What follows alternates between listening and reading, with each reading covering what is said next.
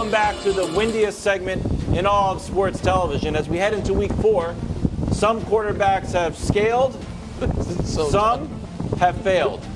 It's not power rankings, it's just an active snapshot of how the league's quarterbacks are playing right now.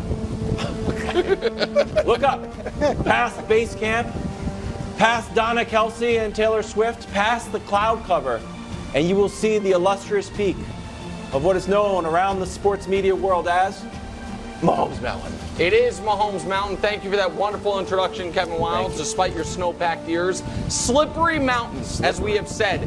There are 28 spots on the mountain. 2 this week are vacant. Oh, wow. We will show you who is not on the mountain. We have multiple reasons. Of course, Zach Wilson is afraid of mountains. McCorkle Jones suspended from the mountain. We don't abide those hijinks. Fair. Bryce Young and Justin Fields still off the mountain, while Desmond Ridder and Ryan Tannehill, slippery weekends, they fell off the mountain. Here are the level 7 guys, only 6 of them this week. We can reveal, I believe right now, Kenny Pickett back on the mountain. Shout out to Pickett. You know what? Didn't play San Francisco and Cleveland, 2 of the best defenses in football, all of a sudden looked pretty good. Sam Howell, Jimmy Garoppolo, and Daniel Jones combined for 8 interceptions and 15 sacks. They're if base camp wasn't so populated right now, they all might have fallen off the mountain themselves. Anthony Richardson out, and Russ didn't play poorly, but he did lose by 50, so it felt kind of poor to move him up the mountain. 6th row, these are all top 20 quarterbacks. You know what that means to me? We need more good quarterbacks, America. The mountain can be slippery. Baker must drop. We anticipate he will rise again, but he must drop. Jordan Love had a great 4th quarter, but really non-existent quarters 1 through 3, so he maintains. Josh Dobbs quickly climbing the mountain. Wow. He was not on the mountain, then he got to level 7, now at level 6. And Deshaun back on the mountain. Derek Carr stays where he is, and we will monitor the injury he suffered climbing. 5th row. Oh my goodness. CJ Stroud. From off the mountain to level 7, to level 6, now to level 5, as he has the 3rd most passing yards for any quarterback ever through his first 3 starts. No interceptions, and has gotten better each and every week.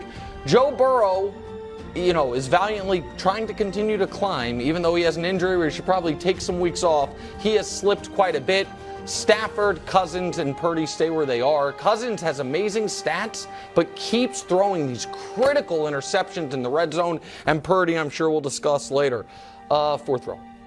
It's been a slippery few weeks for the Prince, which is quite odd because he grew up climbing the North York moors, but he somehow has slipped quite a bit. Jalen Hurts stays where he is, as does Jared Goff. And Geno Smith, who Brew has written hundreds of letters to, and Geno, you know what he ain't do? Write back, as you mocked him and said he was turning back into a pumpkin. For the 2nd straight year, he looks like a top 10 quarterback in the league. Now to the top 6. Dak must fall and is barely hanging on to that row 3 spot. Justin Herbert must climb. 40 of 47, 405 yards, 3 touchdowns, a brilliant game by Justin Herbert that they almost blew at the end, but they were able to hold on to. And Lamar, also a tenuous footing among his row, but at 2-1, and the way he played in week 2, he stays where he is, particularly because nobody beneath him has played well enough. And now to the 2nd row. We'll start with Josh Allen, his pinnacle thus far on the mountain. This past week, he was not great, but the team did not need him to be, so we will not hold it against him. The last 2 weeks, he's thrown for 500 yards, has a 107 rating, 4 touchdowns, 1 pick. And Tua Tagovailoa just played a perfect football game, which makes me question the quarterback rating metric, which I like so much, because he did not have a perfect rating.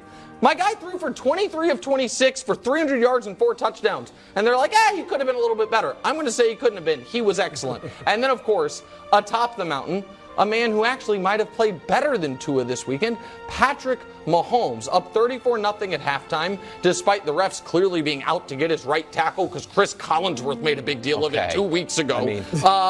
And with the added pressure of having hundreds of millions of 15-year-old girls around the country watching to see what Taylor Swift was going to do, Mahomes found Taylor's friend, Travis Kelce, in the end zone. He stays atop the mountain as Caleb continues to climb. Coach, It's a great mountain. Be honest, It's Coach. Solid mountain. It's not. Look, I went back through and I watched all the previous Mahomes Mountains. Oh, I checked lucky the you. bylaws.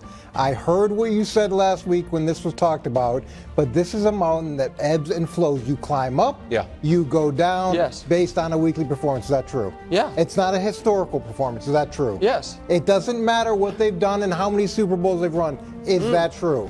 To a degree, yes. Yes, so Tua should be on top of the mountain. It should be called Tua's Tower. Tua's It should Tower. be renamed I like it. because he had, and the quarterback rating could be flawed, but he had a quarterback rating that was higher than Patrick Yes. Mahomes has ever had at any point in his career. Wow. And I went and checked the game logs Yeah. from every single season. Probably had Ramsey He do it. scored more points. He scored the most points that any team has scored or Yeah. anchored that in 56 or 57 years. Yeah. I mean, Kansas City played Chicago. Okay, Mahomes is off the top of the mountain.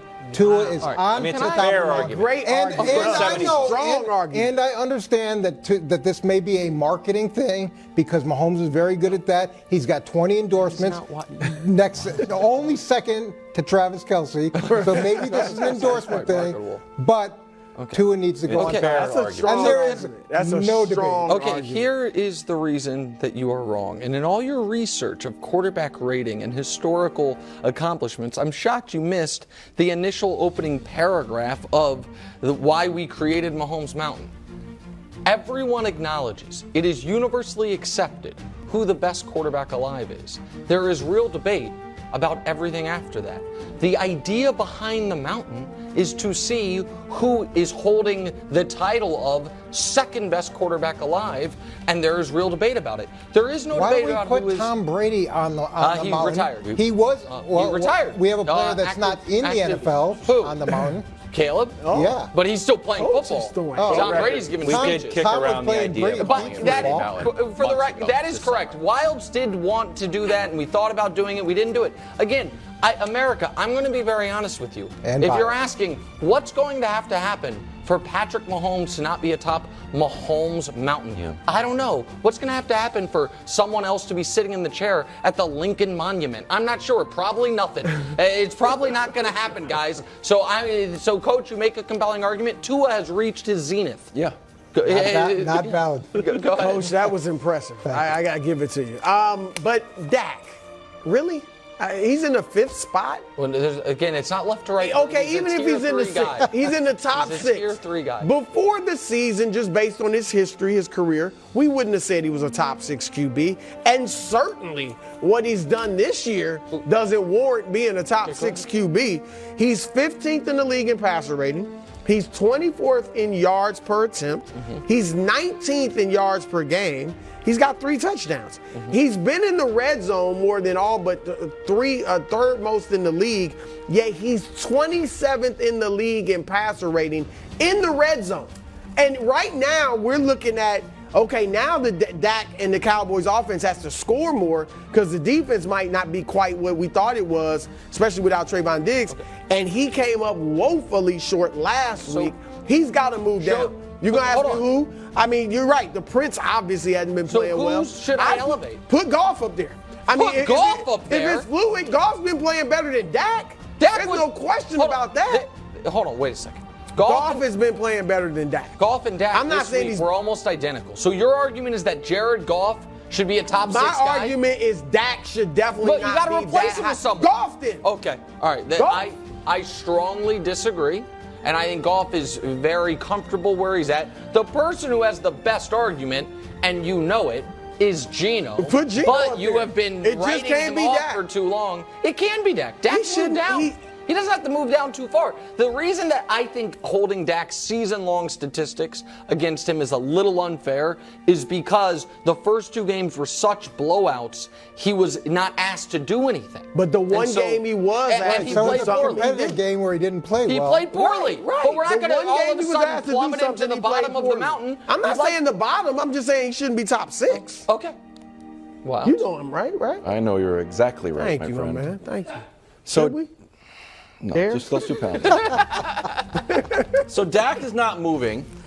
I mean, he could move. He but- can move a little bit. Yeah, but he moved but the down. basic nut of the Dak stays where he is argument is because in blowouts, he doesn't have to do too much, so you shouldn't have to penalize him. He shouldn't have to throw for 300 yards, correct? Yeah, sure. Because if the team is kind of supporting him, you kind of just fit in the system. As long as you get the dub, that's all that matters, right? It's kind of Herm Edwardsy, right? Not Play quite, to win but the go game, ahead. but you I get understand it. what You you're get trying to do. you get Go what I'm ahead. leaning towards. Go ahead. What does Brock Purdy need to do? Just tell what, because he hasn't lost, unless he's headed to the hospital, he's headed to the winner's circle. All he is doing is winning every game. Now, Dak's like, well, you're smashing the Giants. You don't need to throw for 300 yards. When he can hand it off to Christian McCaffrey, you throw these little dumps and throw a nice completion to Ayuk there in the end zone. What do you want him to do? The guy just keeps winning, and you keep penalizing But I've him been penalizing because you want him to I have win. him in the If top he was, half. he was on the Spurs. Would they win any games? Like, I don't know, dude. Maybe he would be able to pass the ball to Wembanyama. I don't know. You want to be in a fantasy world. Where would you like him? I want to know, because this is the thing. I would like him. Tell me. Tell me where. Where you want him. Because according to your logic, he should be next to Tua.